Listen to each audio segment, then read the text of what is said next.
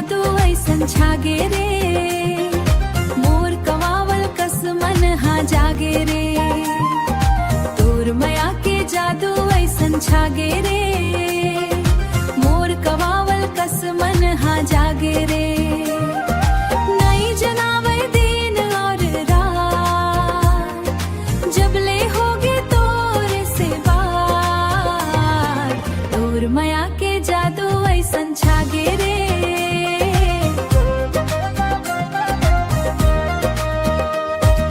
तोर हसैहा मन ला मोहत है, माथे के बिंदिया हा सोहत है।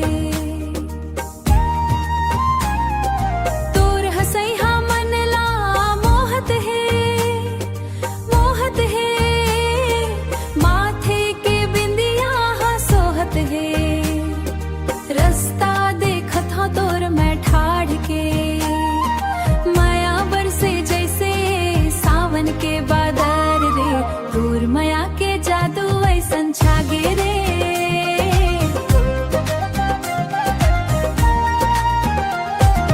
तोर माया के जादू ऐसन छागे रे, मोर कवावल कस मन हा जागे रे।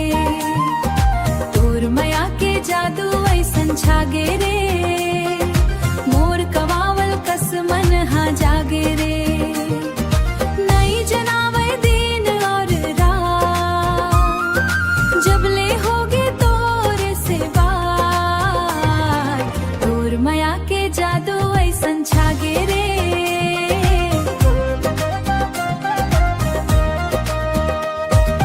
दुनिया के गोठला मैं छोड़ दूं, तोर संग माया के नाता जोड़ लूं।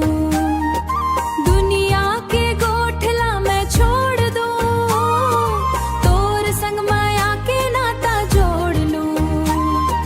तोर संग जीना तोर संग मरना, अब मोला का करो डर नहीं करना। तोर माया के जादू ऐसन छागे रे, तोर माया के जादू ऐसन छागे रे। मोर कवावल कस मन हा जागे रे।